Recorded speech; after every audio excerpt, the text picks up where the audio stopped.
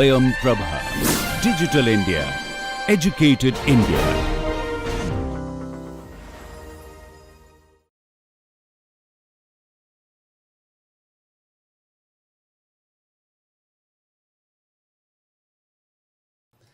So this differentiated services, in order to understand this differentiated service, we need to define certain terminology, something called as the behavior aggregate. So this is a collection of the packet which receives the common treatment. So that is identified by a code point. So all these packets which are sharing a common code point and receiving a common kind of the treatment, it called as the behavior aggregate. And how do you assign this code point to the packets coming from a particular user or the application? There is a classifier sitting at the entry point which actually identifies who is transmitting, which application is transmitting using a bunch of parameters, and then select what kind of the code point to be assigned to this. That's called as the classifier. It might use a set of rules similar to that, the one we used in the packet classifier. And then there is something called as the class selector. Once you classify the packet, then you assign a code point to that particular packet called as the class selector. Class selector is a differentiated service, uses a set of classes. Out of those classes, you map the incoming packet to one of these classes. That's the job of the class selector. And the code point is simply the number that is put into that differentiated service field. So in simply, it is also called as the DSCP field. In this particular field, you write a number, that number is called as the code point. And in the differentiated service model, the 8 bits of the type of service field in the earlier version would take the following meaning. So the first 3 bits of the out of the 8 bits indicate something called as the class selector. They identify a particular class of the traffic, and then the remaining 3 bits actually indicate the precedence or the priority with which the packet is actually dropped. A combination of these two. First, to select what class the traffic is. Within that class, there are multiple dropping preferences.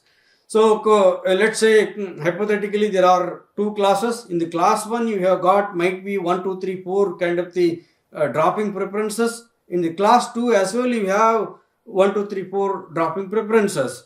So that's how a combination of these two. First you select the class and then you select what is the dropping preference.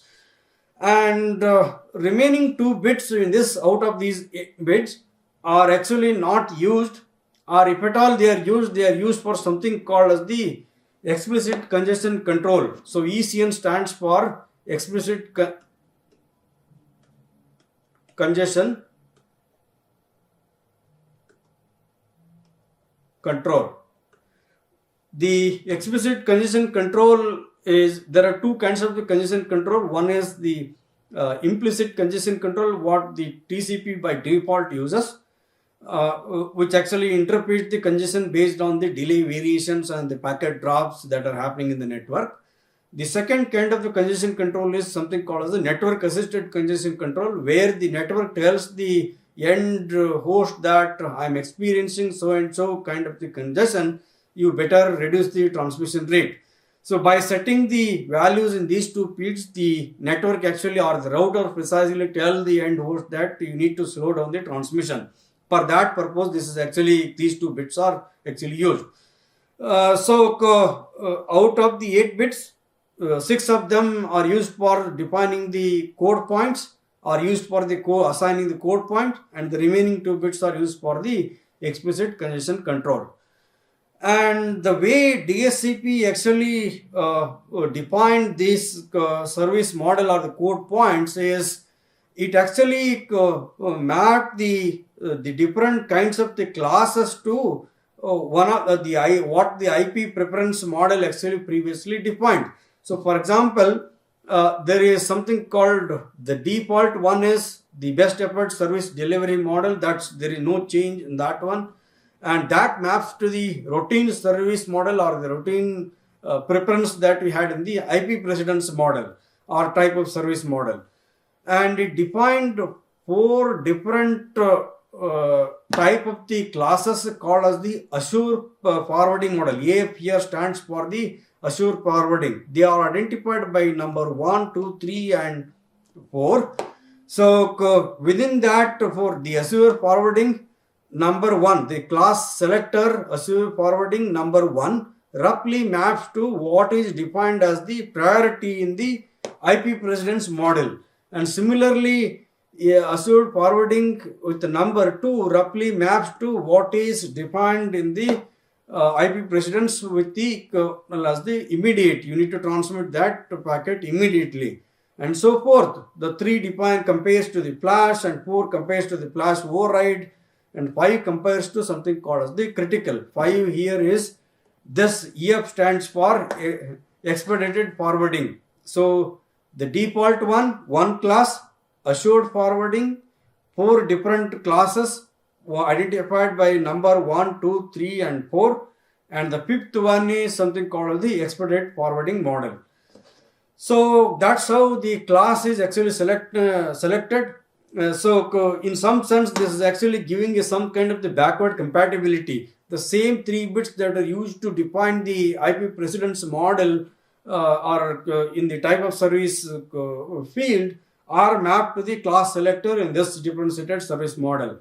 And within that, subsequently, the next 3 bits define the priority of the dropping. So from low priority drop, if you have to drop it, then the priority of that dropping is low and medium and then high. So in every class, these 3 types of the dropping priority are defined. So you combine, you assign the number, binary number to this low, you assign a binary number to medium, and you assign a number to this high. So that's what is defined here. So low is indicated with the number 010, medium is indicated with 100, and high is indicated with 110. And the class selector here, assured forwarding class number 1 is identified by writing 1 in the first 3 bits, 001. That's the decimal 1 I am talking about.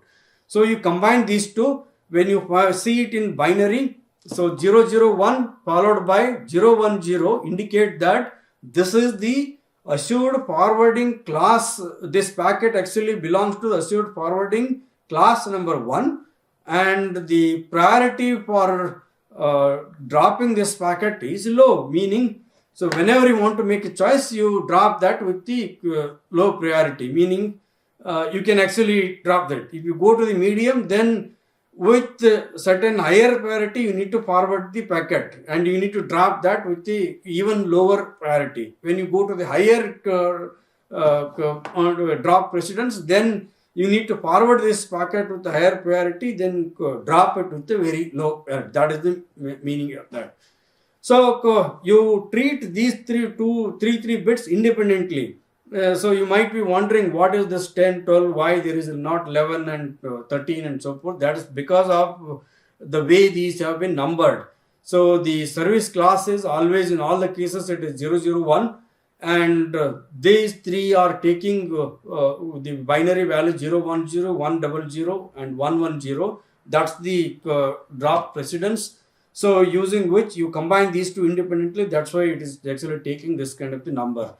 So same is repeated for the assured forwarding class number 2, 3 and 4. So the same low, still low is taking the value by value 010, medium is taking the value 100, and high is taking the value 110. So all 3s are actually repeated.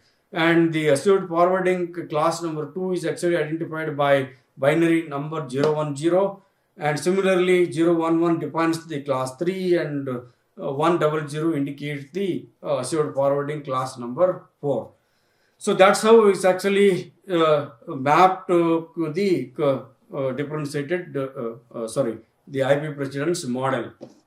The expedited forwarding model is actually the highest priority model that you can think of. So that is actually identified by the number 5101, and then the highest priority within the drop precedence, that is 110. Together these two numbers indicate the decimal equivalent of 46. So that's what is actually shown here.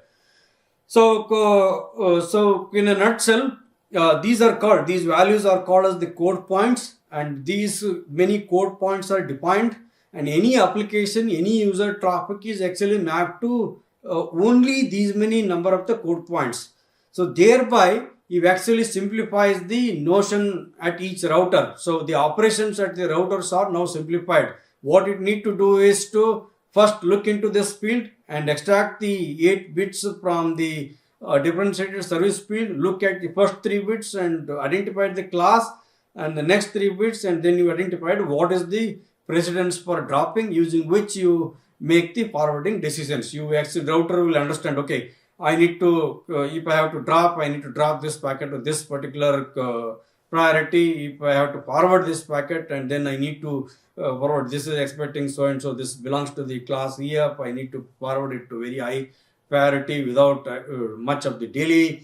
And if it is of the class 4, then slightly less priority is given to that in forwarding, something like that. So that's how you actually simplify the operations at each of the routers. Now routers don't have to remember the which source is sending and what it is sending, what application it is, what resources it requires.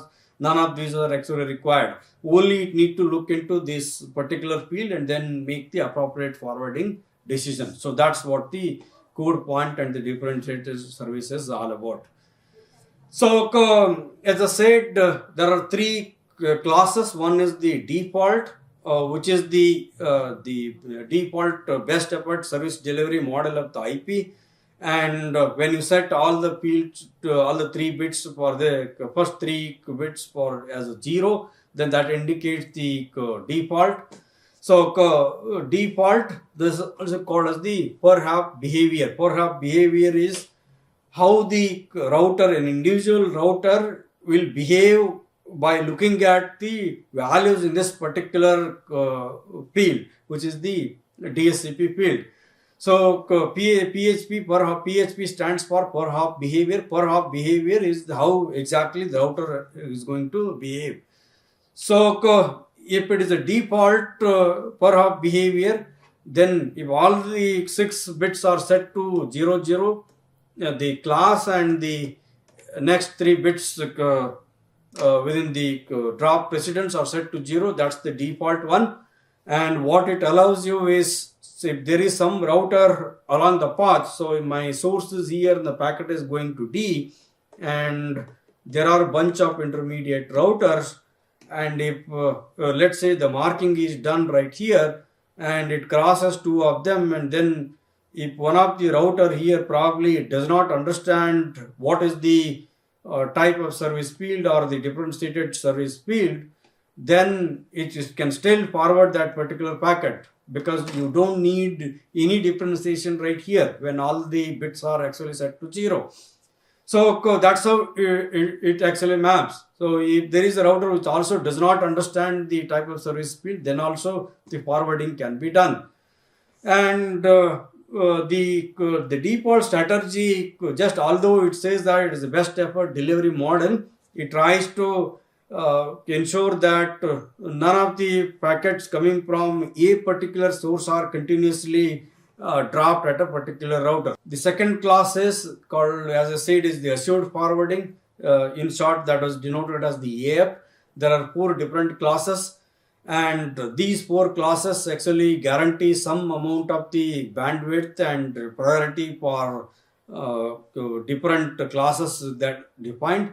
And the RFC 2597 is the one which actually standardizes or defines these service classes from 1 to 4.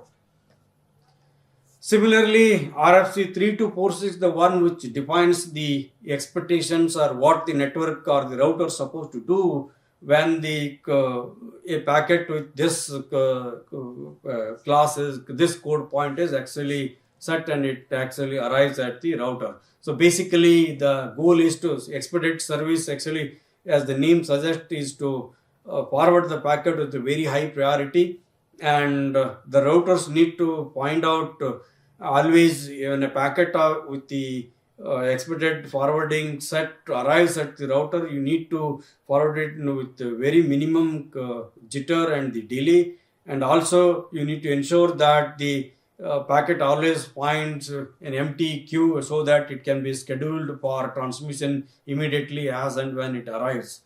And it also expects some amount of the bandwidth to be guaranteed to this class of the traffic.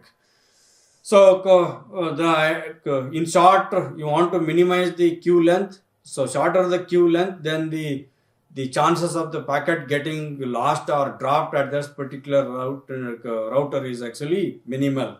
So, that is the expected service code point is actually telling you. And that's how you have a set of code points, and those code points are put inside the IP packet header by the edge router or the first hop router, and then the subsequent routers within the administrative domain of that network as that of the edge router, which is putting that label, are going to make the forwarding decisions or giving the priorities to the packet using that code point. And now the question is how exactly this is done. How does the edge router actually places this appropriate code point inside the packet? So there is something called as the classifier, which I was referring to in the earlier discussion. So the classifier actually identifies using a bunch of parameters. What are those parameters? The source and destination IP address, the protocol type field, and the source and destination port number. And possibly if it is not the router which is connected to the end user, or it is receiving a packet from a previous network, a network which is under the administrative control of the different unit, you receive a packet from them, and then you look at the differentiated service field that is set inside the packet by the previous network, and then you decide what is the code point that you want to assign to this particular packet at this level. And then, so the marker is the one which actually places that code point, and the meter or the profiler is actually going to measure whether the traffic sent by this particular end host or this particular network is actually meeting the criteria of what is called as the traffic conditioning. So, is it falling under the profile? Or in other words, in simple terms, what it means is if you are an end user, so whether the end user is transmitting at the rate that he or she is supposed to transmit. If it is violating, then what to do? So, keeping the profile. Nowadays also you might see that the service providers also often ask that the peak bandwidth, they told, I am going to give you 1 Gbps of the transmission rate till you exhaust cumulatively maybe let's say up to 20 GB. And once you exhaust that or consume that 20 GB, then the rate of transmission would be reduced. So in order to do that kind of the differentiation, whether to transmit this particular traffic or packet with that priority or not, the metering is also done at the edge router. Taking inputs from this one, the next component within this one is called as the safer or the dropper that decides to alter the either drop the packet, or if it is fluctuating, if it is, let's say, the traffic is not conforming to the profile, then the safer would probably put them in the queue and make them exit at a constant rate from this particular network. So that's what the whole system actually look like.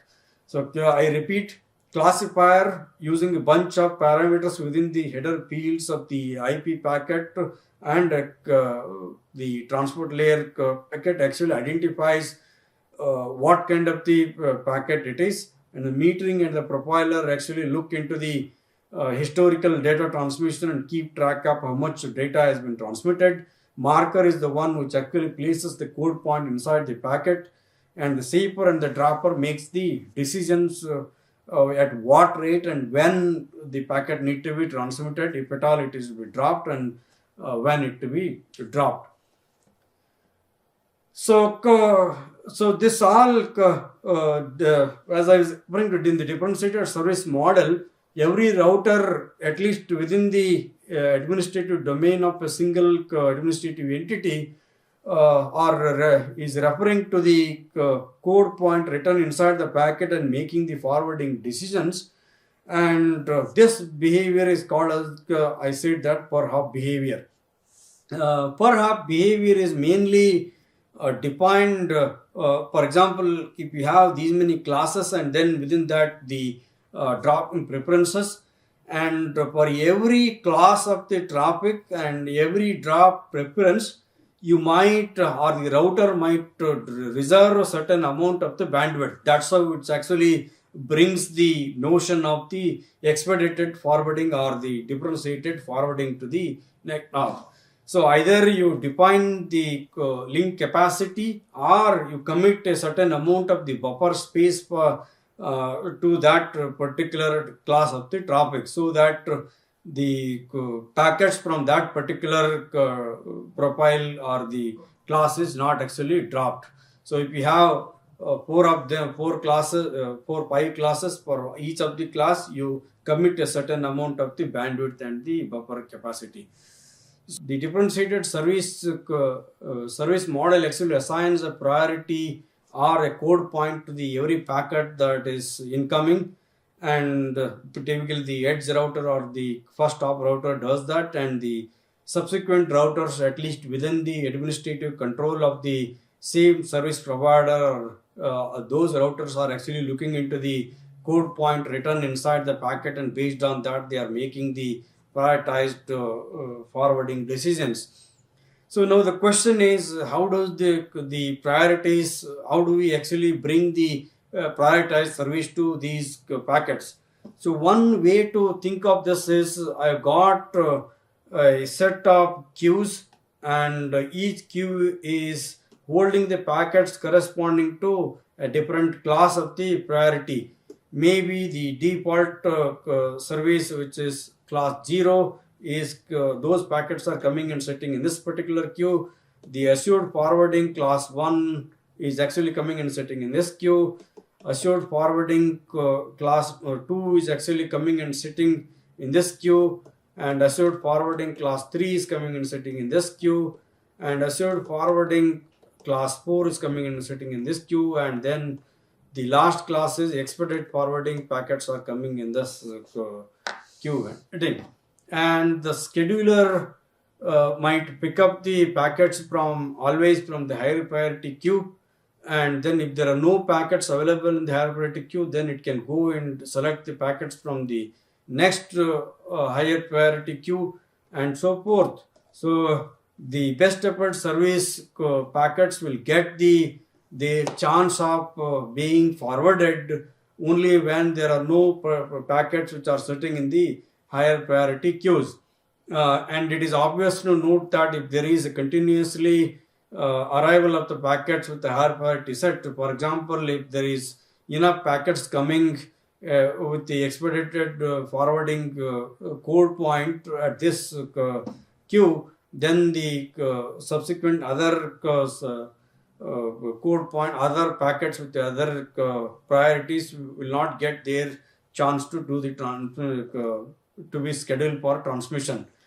So that is the drawback with the static priority. When you assign the priority, you always pick up from the highest priority queue, then this is going to be an issue. So packets in this queue might wait indefinitely. They may not find the chance of being forwarded onto the next hop. So in order to mitigate this kind of issue, people also talked about something called as the weighted round robin scheduling model, where you assign a weight. Maybe for every 5 packets that I transmit from the expedited forwarding queue, I pick up 4 packets from here, 3 from here, 2 from here, 1 from here, and probably 1 from here. Or so with fraction 0.4 fraction of the packets, I'm going to forward from this queue, another 0.2 from this one, 0.15 from this queue, 0.1 from this one, and 0.5 from this one, and whatever is left over is from the other. So something like this. by telling your packet scheduler to at what order and what rate they need to pick up the packets from different queues, you can bring this notion of the differentiated service. And again, the where to put that particular packet inside the queue is defined by that code point that is set inside the packet. With this, I'll stop it here. We'll come back and look at different kinds of the scheduling operations and what kind of schedulers I have in the next class. Thank you.